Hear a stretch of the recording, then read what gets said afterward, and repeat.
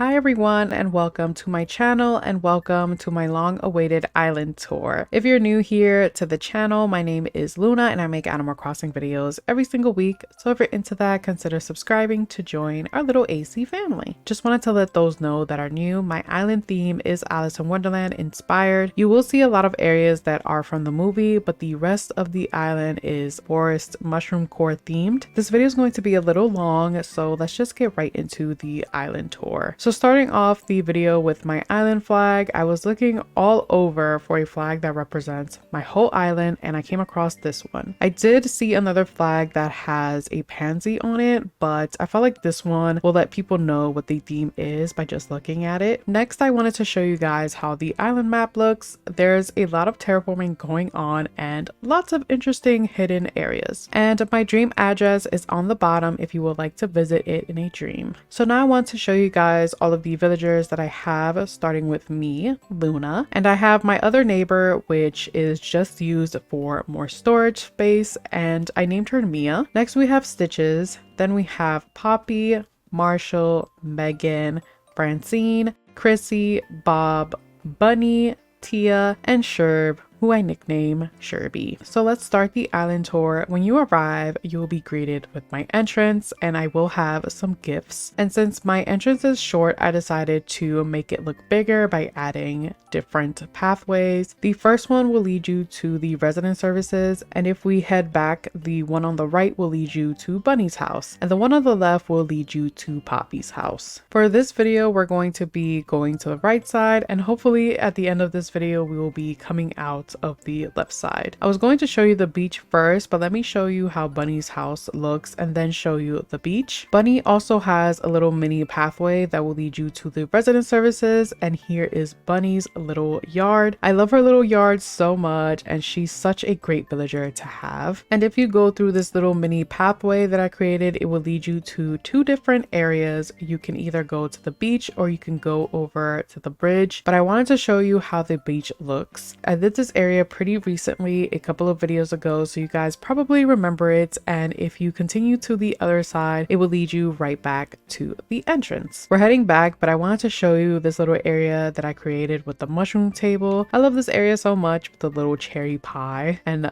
pansy cushion. But yeah, we're gonna head back and head over the bridge and onto the other side of my island where I had created this little mini pansy forest. This is the inspiration from the original Alice in Wonderland movie where all of the flowers were singing before she got to see Epsilon. I created this little river waterfall. I love this area a lot and it feels very peaceful here. And we're going to head through this little walkway. By the way, my island is a 4-star rating, and it is because Isabel said that my island has nothing else to improve on except for the fact that it's overcrowded. I don't care about the 4-star rating. I'm gonna continue doing me and filling up areas with a bunch of furniture. So I'm going to show you how the beach looks. I did create this a few videos ago. This is my flower shop on the beach. This has to be one of my favorite areas on my beaches. I wanted to incorporate more flowers onto my beach, so this was such a great idea if you have an abundance of flowers and don't know what to do with them. And over here is my pier. As you can see, Cap'n just chilling there. And then I'm going to show you the rest of my beach. With these narrow sections of my beach, I like to create a walkway, and we are back to where we left off. I just want to eat this carrot cake. It looks so good and the baby carrots on top look so cute. So I'm going to show you the rest of the beach up until the Red Queen's castle, and then I'll finish off the beach when I get to that part. But I just wanted to show you really quick how my rock formation looks and how everything comes together. I also found out that this Titan arum flower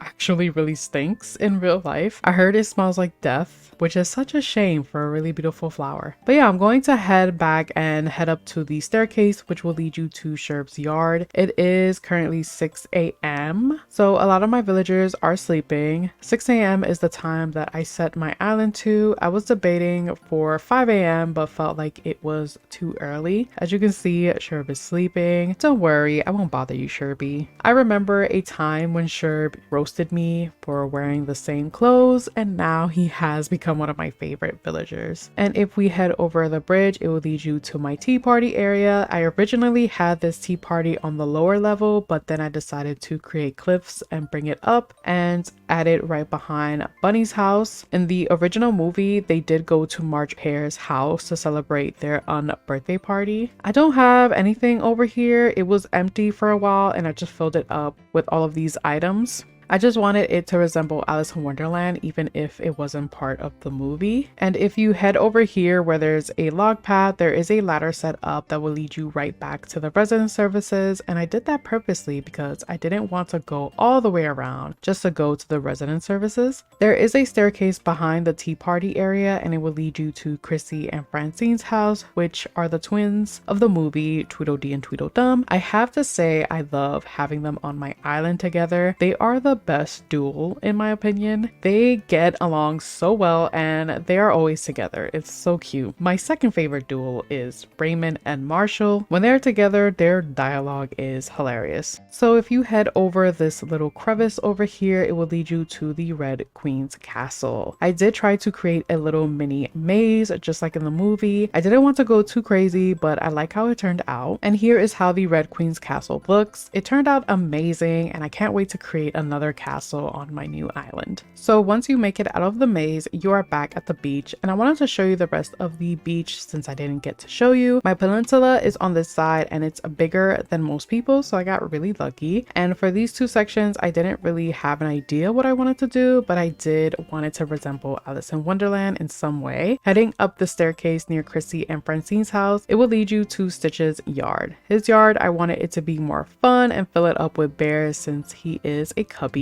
And I have this little area for him to sit and I think he's sleeping. Yes, he is sleeping, so we are not going to bother him. And instead we're going to head over this little walkway next to his house that leads you to this kind of abandoned ruins area. And I did leave a vine here so you can head down and see it more up close. I'll show you the rock formation I have back here. I didn't add that many items, so it's not that interesting, but yeah, I really like this little section. So if we head over the bridge, there's two ways you can go. We're going to head over here because it is a dead end. My second player's home is up here. It's the only place that I found that I can actually add her to. I'm not going to tour this house in this video because I did do a tour in a separate video and I will leave a link to that in the time cards on top as well as leave the video in the description below. So if you head down, you'll see that I have my rocks in a circle. And you're probably wondering, how do I get down there? Well, if you go here, there is a secret vine that I have placed that you can actually go down and see it up close. And I'm just showing you the vine that I'm talking about, where I placed it, and now you're here. You get to roam around freely. I did get some questions on if I can still get my daily materials from the rocks, and yes, I still can. I just have to collect them one by one as I hit them. And here is how the whole area looks. We are back at Marshall's yard and you have the option to go down here or go back up to the staircase. I'll show you the staircase first and then I'll come back to the area later. But if you go up the stairs and sit on the log bench, pull out your camera and you will have a better view of the whole area. If you continue through this little walkway, it will lead you to my house and it will also lead you to my campsite, which I also have a ladder set up for easy access. So now we're gonna head down to these double staircases, which gives you an illusion that it's super far down. My house is in front of my secret beach and I did that purposely because I wanted to have my own personal beach. Let's head right into my house. The first room that you see is my living room. I turned my whole house into a cottage home, but like a modernized cottage home. So each room is different, but I feel like they all come together. My house took the longest to decorate, so I hope you all enjoy all of the rooms. So now heading to the next room. This room was inspired by the fairy godmother's room from Disney Dreamlight Valley. I know that it's not exactly the same, but I did change it up a lot and I did add a lot of pumpkin items. I also added Cinderella's dress over there and I felt like she needed a bookshelf like Merlin. So yeah, I love how it turned out. The next room is my dining room. I didn't add a lot to it, but I did want to include more of the new house items to make this room feel more homey. The next room is my bathroom. I just love how the bathroom turned out. I love the different greens going on. This is probably my favorite bathroom that I've ever created. This is my kitchen area. I created this one first and then I created my bathroom, and then I ended up just changing the other rooms around into the cottage theme, but I absolutely love my kitchen area. And this is the last room of my house, which is my bedroom, and it is in the basement. I love my bedroom so much. I copied what I did in the kitchen here with the double windows, and it really opens up the whole room. So I'm obsessed with this room. So that was my house. So let's continue on with the tour. There's two ways you can go, but we'll go up here since it leads you to my nook's cranny. This area turns into a circle, so if you head over the bridge and head through the pathway, it will lead you right back to where you started. I like this because it just reminds me of Alice in Wonderland, where you go into different loopholes in different areas, and if you sit down on this log bench and take out your camera, you'll have a better view of the nook's cranny. Now if you head through this other little secret pathway, it will lead you to another section of my island that leads you to my campsite. Can you guess who I have visiting? I'll give you two hints. It's a boy and he's small. Put your guess in the comments. And as I mentioned earlier, I do have a ladder set up so that I can come over here super easy. Now onto this side, I don't really have much going on, but you do get a nice view of Megan's yard. And I'll show you Megan's house up close after this. Let me show you the rest of this pathway. This is supposed to be a little secret area for any villager that wants to come over and have some alone time. I added this little log bench so that they can come over here and sit down. Now I'm going to show you Megan's yard. Her yard, I wanted it to be more like a dessert area just because in her villager photo she's holding a lollipop, and so I took that as inspiration for her yard. And I had to add some more birthday tables because it is not a Alice in Wonderland island without those. So leaving Megan's yard, you're going to head to the beach. So like I mentioned earlier, for those narrow parts of my beach, I like to create walkways. It just makes the beach look a lot wider than it does. This is the biggest rock formation I have on my island and I love it so much. I turned it into this